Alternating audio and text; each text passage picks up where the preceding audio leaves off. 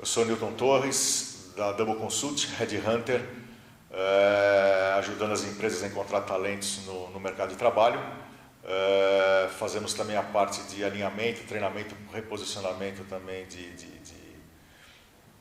profissionais. Temos hoje o nosso site bastante interativo, quem quiser visitar é o www.doubleconsult.com.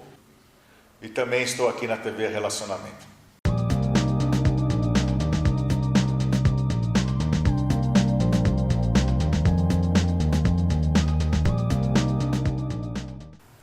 Olá, internautas, iniciamos mais um programa Gestão Executiva.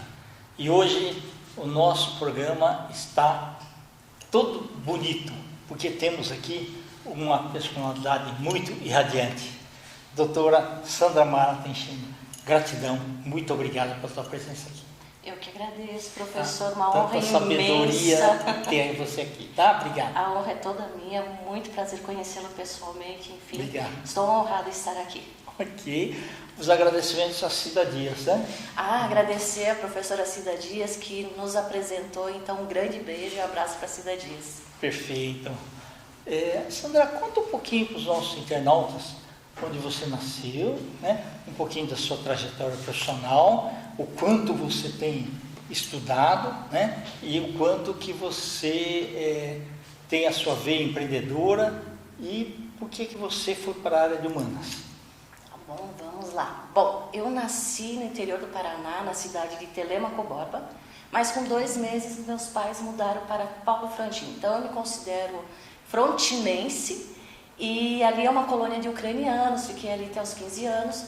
Meu pai, os ucranianos, a tradição é ter que dar continuidade à família. Com 15 anos ele perguntou se eu queria casar. Eu falei, pai, eu não estou querendo casar, não. O que eu posso? Ele falou, mas vai fazer o quê? Eu falei, eu quero estudar, trabalhar e viajar. Aí eu decidi, convenci, depois de um ano de negociações, eu convenci meu pai a vir para São Paulo morar com meu irmão. Foi aonde que eu fui estudar aqui pertinho, no Ceridião Buarque, em São Paulo. E ali também começou a minha aventura na área de comunicação. Por quê? Lá na colônia, todo mundo, 1.000 e poucos habitantes, eu conhecia todo mundo, era uma menina falante, fazia teatro. Só que quando a gente vem e entra em embate com outra cultura, professor, a gente se encolhe. Então, assim, as pessoas da nossa idade, 15, 16 anos, os adolescentes, o sotaque é diferente, então as pessoas gostam de ficar brincando, e aí muito branca, e isso acabou fazendo essas brincadeiras, fizeram com que eu fosse me fechando, ou seja, o julgamento dos outros fizeram com que eu me fechasse, e aquela menina que era tão falante foi se fechando. Só que quando o pai perguntou, e aí, vai voltar? Parece que você não está muito feliz. Eu falei, não, tem que dar um jeito nisso, eu prometi que eu ia fazer as coisas. E aí, nisso, chegou a hora de descobrir qual a faculdade eu queria fazer. Eu fui para comunicação, porque eu falei, não, eu preciso melhorar e voltar para a minha essência e ser a pessoa que eu decidi que eu queria ser. Então, indo para a comunicação, eu estudei as ferramentas, não satisfeita, eu falei, bom, eu preciso aprender a vender, porque desde pequeno a gente sabe vender, como que eu perdi esse dom aí que a gente tem, né, de vendas, todo mundo sabe negociar. Aí fui para marketing. E aí eu sou daquelas que desde pequena ficava perguntando, mas por que é o verde, mãe? Ela falou, por que é verde? Eu falei, não, tem que ter um porquê, não é possível ser só verde, tem que ter um porquê das coisas. E eu ficava vendo as ferramentas de comunicação, ferramentas de marketing, eu falei, mas por que tudo isso? Então eu fui para o mestrado em antropologia e o doutorado em antropologia, onde eu fui estudar a fundo a memória das mulheres ucranianas para entender o porquê de tantas travas que eu também tinha, né? E ainda tem algumas que a gente vai trabalhando o tempo todo. E também para entender o comportamento do consumidor, por que as pessoas compram, por que tem que usar essa ferramenta e não a outra. E aí eu fui me aprofundando mais nessa questão, né, de ancestralidade, emocional, tudo isso. E ainda não satisfeita, professor, eu falei, bom, eu preciso entender um pouco mais a mente das pessoas, porque na realidade a gente quer aprender a nossa mente, né, como que ela funciona. E aí o que eu fiz? Fui fazer uma pós-graduação em psicanálise e gestão de conflitos. Que bacana! Fiz a psicanálise e gestão de conflitos, enfim, e agora estudando neurociência para compor tudo isso. E aí, nesse contexto todo, o que eu fui identificar? 55% da nossa comunicação é não verbal, ou seja, o meu corpo aqui está falando. É verdade. O tom de voz é 38% e 7% as palavras. Não é que eu não preciso estudar conceitos e teorias, eu preciso, mas eu preciso verbalizar isso. E como que eu consigo isso? Através do meu emocional. Então, com todas essas pesquisas, aí são uns 20 anos de pesquisa, o que aconteceu? Eu acabei identificando alguns padrões emocionais que nos limitam, nos travam e, consequentemente, fazem com que a minha comunicação não fique boa. Ou seja, vai para uma reunião, se você não estiver com o emocional controlado, você não vai conseguir passar o que você quer. Você tem conhecimento, mas não tem o tom de voz para passar com firmeza. Não tem o controle emocional. Então, eu também resolvi, já que eu consegui, igual hoje, estar aqui, para mim é uma vitória. Porque, nossa, sempre foi muito difícil falar em público, né? Falar para as outras pessoas. Aí eu fui ser professora, né? Eu gosto das coisas assim, ou seja, eu não gosto de falar em público. Mas é formidável, né? Eu fui ser professora. Aí eu falei, bom, mas para ser professora, eu preciso aprender a ter esse controle. E aí o que eu fui descobrir? Eu descobri, não, a professora não, uma amiga, a Jo, ela trabalha com numerologia, eu gosto dessas coisas de energia também. Ela falou, Sandra, os alunos te respeitam? Eu falei, respeito, ninguém abre a boca. Fala, pois é, eles têm medo de você. Ou seja, não é respeito. E isso foi um choque muito grande, doeu, porque eu falei, gente, eu pensei que eu era respeitada, não sei o quê. Falava, todo mundo ficava quieto, e na realidade não.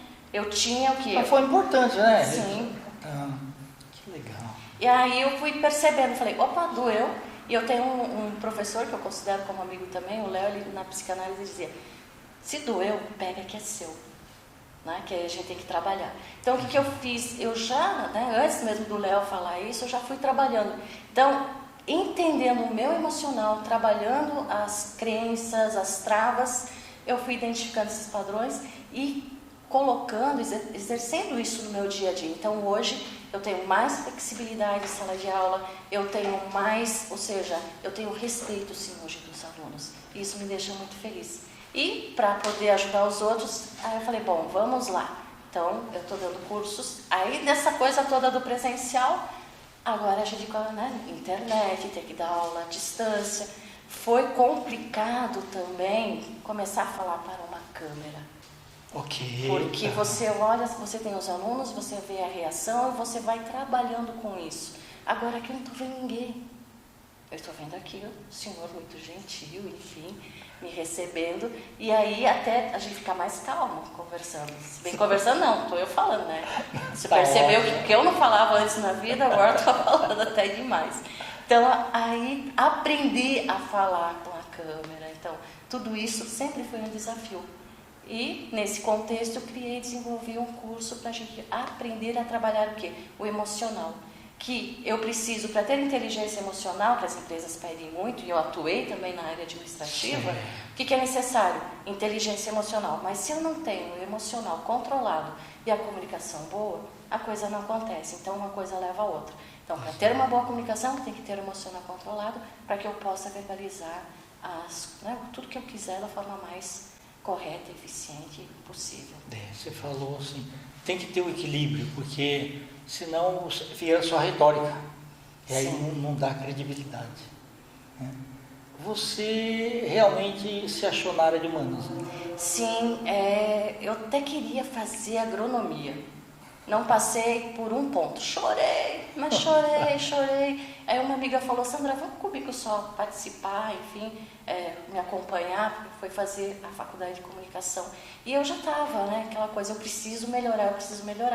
E aí, fazendo o vestibular, fiquei entre os 10 primeiros, eu falei, não tem nada para fazer por enquanto, eu vou fazendo o curso. E eu fui me apaixonando. Falei, então é isso que eu precisava. Porque ir para a engenharia, inconscientemente, era eu fugir novamente daquilo que era a minha essência. Então, a grande questão, quando me pergunto, igual terminei um curso agora, ministrando para os adolescentes, é essa confusão de saber o que você precisa. Qual a melhor profissão?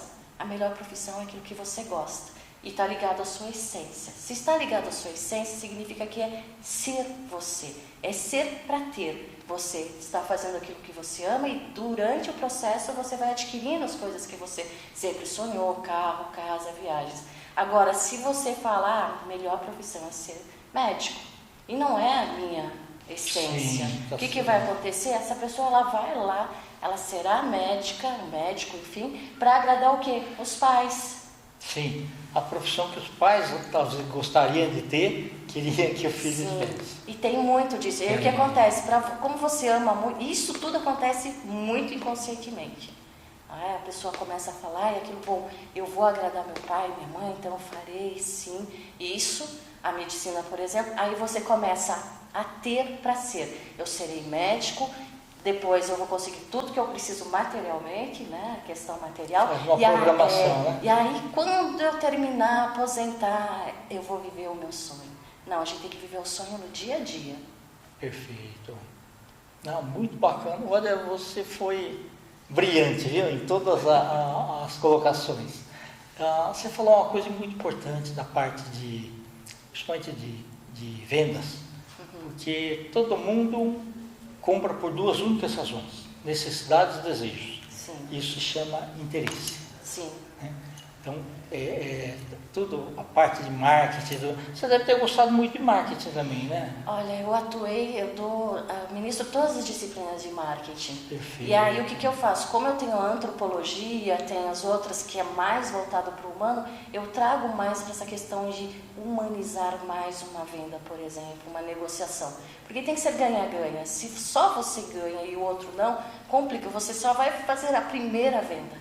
Sim. E não as outras, né? Não vai dar continuidade. E uma venda como uma amizade, qualquer relacionamento, é no dia a dia, é você construindo. Então você precisa conhecer muito bem o outro, contexto dele, cultura. E de cultura eu entendo bem porque sofri os embates, sim, né? E perfeito. fui estudar isso. Então, às vezes a negociação é necessária uma boa comunicação.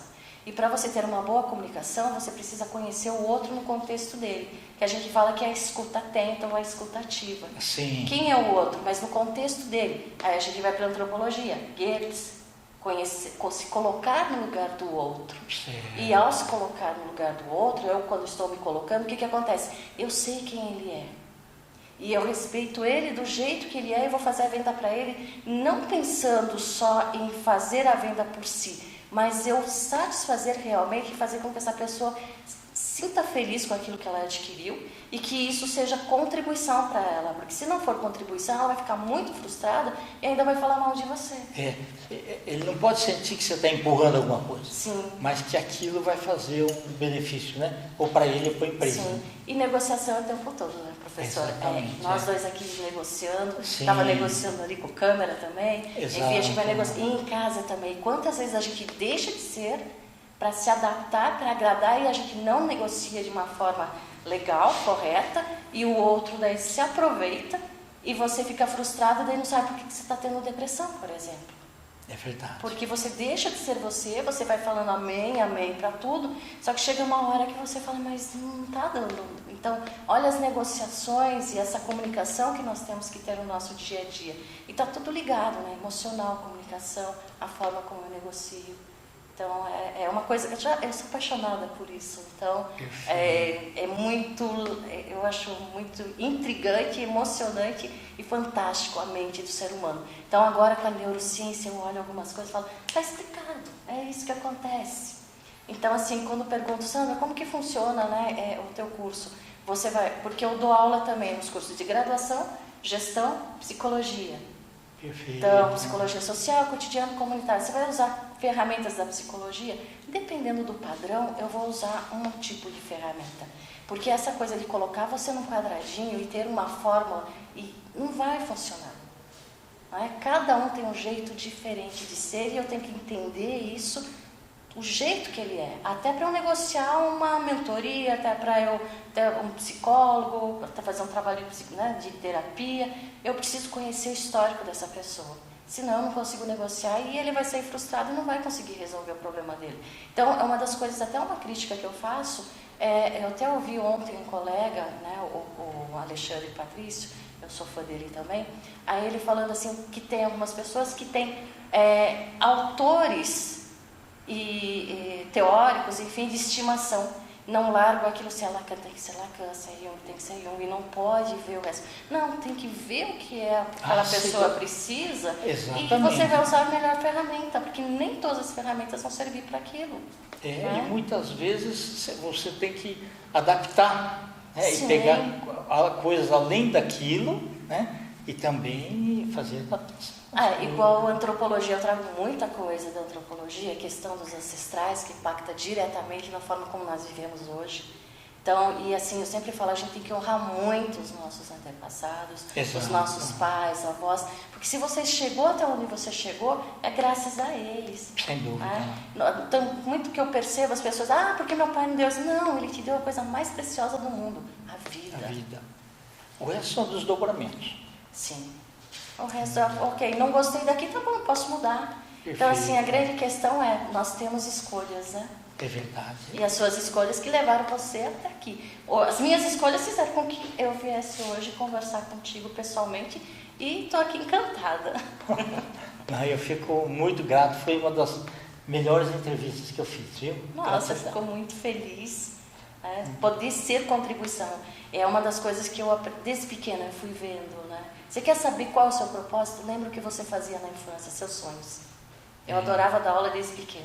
Certo. Mas eu vejo assim, você literalmente foi subindo a montanha. Você não se contentou em parar em algum trecho. Você foi subindo. Isso é para poucos. Parabéns. Eu não me desafio. Eu já me desafio a mim mesmo. E se alguém fala, meu mestrado foi porque uma pessoa falou que eu não tinha condições de fazer o meu mestrado na PUC. Aí eu olhei assim, eu tenho.